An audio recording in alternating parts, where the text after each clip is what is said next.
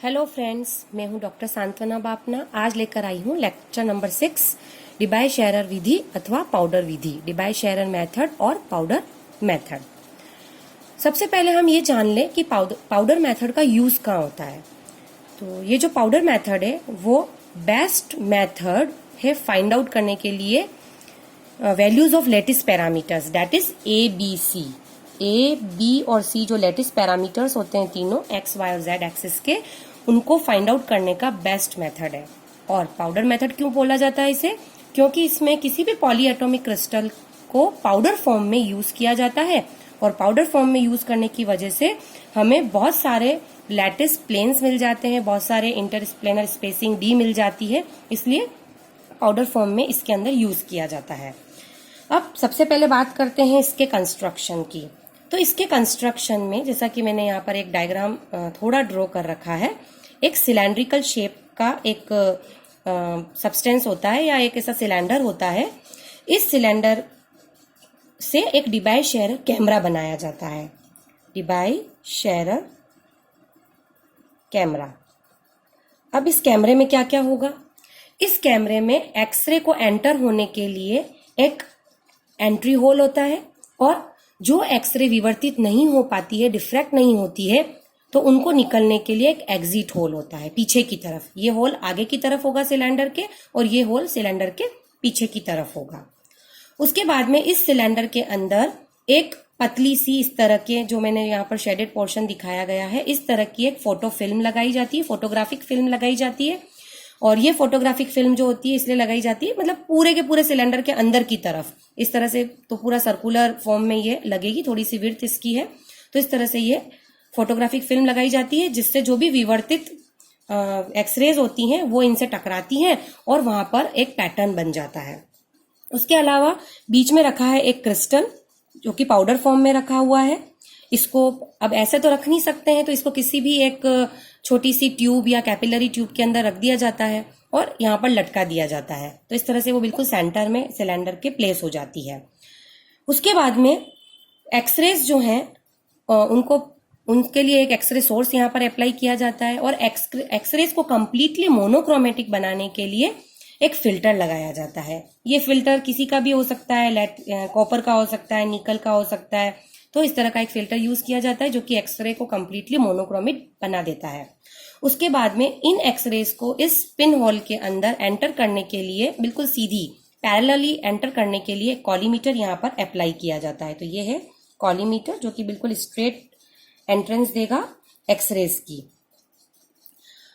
अब इसकी वर्किंग किस तरह से होती है, उससे पहले हम ये जान लें कि ये सिलेंडर जो होता है उसकी रेडियस को यहाँ पर आर ले लिया हमने, हम आर को कैलकुलेट कर सकते हैं मैथमेटिकली, यहाँ पर वो बाद में हम करेंगे।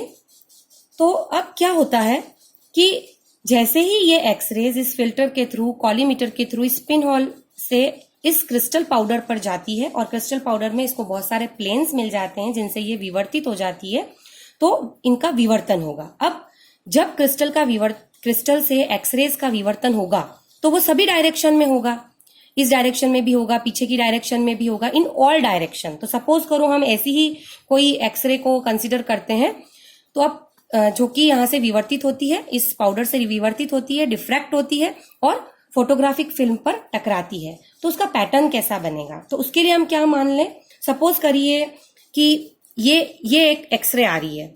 इस एक्सरे से जब ये एक्सरे जो है यहाँ से किसी भी प्लेन से टकराएगी, ये जो किसी प्लेन से टकराएगी तो डिफ्रैक्ट होगी। अब डिफ्रैक्ट होने के बाद में सपोज ये किसी एंगल थीटा मीन्स मेरी उंगली और मेरे पेन के बीच में जो एंगल बन रहा है ये वाला, ये एंगल थीटा है, तो ये एक्सरेज थीटा एंगल से डिफ्रैक्ट होगी। अब ये डिफ्रैक्ट हर डायरेक्शन में हो सकती है, तो ये देखिए डिफ्रैक्शन एंगल इस तरह से पूरा, मैं जैसा पेन घुमा रही हूं इस तरह से थीटा एंगल से हर डायरेक्शन में, एक्स वाई जेड तीनों डायरेक्शन में जो है ये डिफ्रैक्ट होंगी।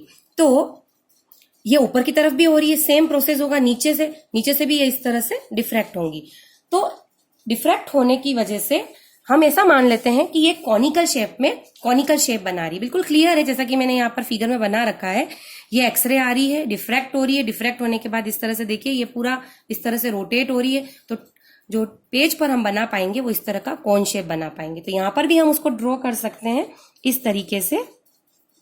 ये एक्सरेज जो है वो पूरे के पूरे इस फोटोग्राफिक फिल्म पर कट करेगी। अब ये कट कहाँ कर रही है, सपोज करिए यहाँ ये फोटोग्राफिक, ये वाला पोर्शन है फोटोग्राफिक प्लेट का पीछे वाला, वो इस पर यहाँ कट कर रही है और आगे वाले पर ये यहाँ कट कर रही है। तो इस तरीके से ये फोटोग्राफिक प्लेट पर कट करेगी। सेम प्रोसेस पीछे की तरफ जो डिफ्रैक्ट हो रही है सेम एंगल से, उनके लिए भी होगा। और इस तरह से यहाँ पर भी इस तरह का एक कोन शेप आकार जो है वो बन जाएगा। ये किसी पर्टिकुलर एंगल के लिए हमने लिया है कि ये जिस पर्टिकुलर एंगल से डिफ्रैक्ट हो रही है उसको हमने कंसीडर किया, इसी डायग्राम को मैंने यहाँ बनाया है। सिर्फ ये वाला पोर्शन यहाँ पर मैंने लिया है, ये देखिए। तो ये जो एंगल होता है वो सॉलिड एंगल होता है, दैट इज 4 थीटा। तो उसका जो सेमी वर्टिकल एंगल होगा उसको हम 2 थीटा कंसीडर कर सकते हैं। और सपोज करें ये डिस्टेंस जो है वो L है। अब ये डिस्टेंस क्या है, तो उसके लिए एक डायग्राम हम और ड्रॉ करते हैं जहां पर एक्सरेज फोटोग्राफिक फिल्म को कट करती है।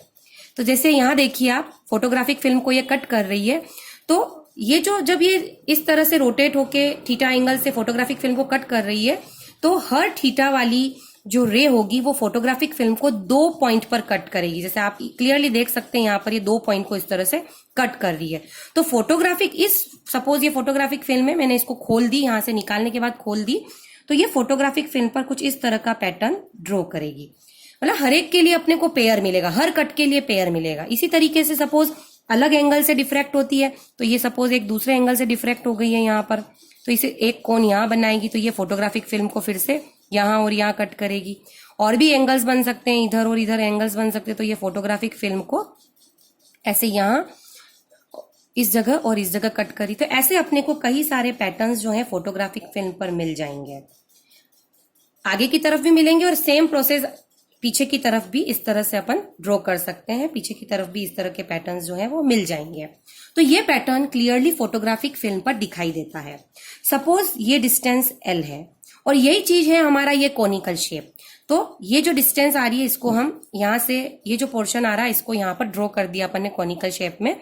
तो इसकी लेंथ को L ले लेते हैं, तो ये जो हाफ लेंथ होगी इसको L/2 कंसीडर कर लेते हैं। अब ये एंगल है 2 थीटा, तो यहाँ पर हम angle is equals to arc upon radius वाला फॉर्मूला लगा देते हैं। Angle is equals to arc upon radius. अब आर्क कितनी है यहाँ पर आर्क बन रही है हमारी ये वाला पोर्शन, यानी कि L/2। तो L/2 हमारी आर्क हो जाएगी। और रेडियस कितनी है, रेडियस है ये वाली डिस्टेंस, यानी कि सिलेंडर की जो रेडियस है वो। तो ये जो डिस्टेंस होगी यहाँ से यहाँ तक की, दिस इज R। तो यहाँ पर हम लिख देंगे इसको R। फॉर्मूला मिलेगा हमें L/2R और एंगल की वैल्यू मिलेगी हमें 2 थीटा। यहाँ पर जो ये थीटा होता है ये रेडियन में होता है, फिर बाद में आप इसको डिग्रीज में कन्वर्ट कर सकते हैं, पर यहाँ पर जो ये थीटा मिलता है वो रेडियन में मिलता है। सॉलिड एंगल है ये। तो 2 theta is equals to L/2R, या यहाँ से हम 4 थीटा से भी की भी वैल्यू 2 अगर इधर मल्टीप्लाई कर दें तो 4 theta is equals to L/R। इस तरह से भी हम इसको कैलकुलेट कर सकते हैं, डायरेक्ट सॉलिड एंगल हमारा निकल जाएगा। अब एक बात इसमें बहुत इंपॉर्टेंट है कि जो भी एक्सरेज इस पाउडर पर गिरती है उन एक्सरेज का विवर्तन केवल उन लैटिस प्लेन्स से होता है जिनके लिए ब्रैग्स इक्वेशन फॉलो होती है। Means 2D sin theta is equals to n lambda वाली इक्वेशन जिन प्लेन्स के लिए फॉलो करेगा, जो एक्सरे गिर रहा है पाउडर पर, वही विवर्तित होगा, वही डिफ्रैक्ट होगा। इसका मतलब ये है कि पर्टिकुलर D होना चाहिए, वहां पर पर्टिकुलर n होना चाहिए, और थीटा हम यहाँ से कैलकुलेट कर सकते हैं इस तरह से, पर्टिकुलर थीटा। तो ये इक्वेशन जब सेटिस्फाइड होगी तभी उन रेज का, उन एक्सरेज का विवर्तन होगा। अब ब्रैग इक्वेशन में अगर हम लैम्डा का मान n का मान रख दें और रखकर लैटिस अंतराल d को फाइंड आउट कर सकते हैं यहाँ पर इजीली। अगर लैम्डा का मान, क्योंकि एक्सरे हमको पता है मोनोक्रोमेटिक एक्सरे है, उसकी वेवलेंथ हमें पता होगी, n जो है पर्टिकुलर जो भी वैल्यू होगी वो रख देंगे और d की वैल्यू को कैलकुलेट करेंगे। और अगर हम d की वैल्यू को कैलकुलेट कर लेते हैं तो हम क्रिस्टल के स्ट्रक्चर का इजीली पता लगा सकते हैं।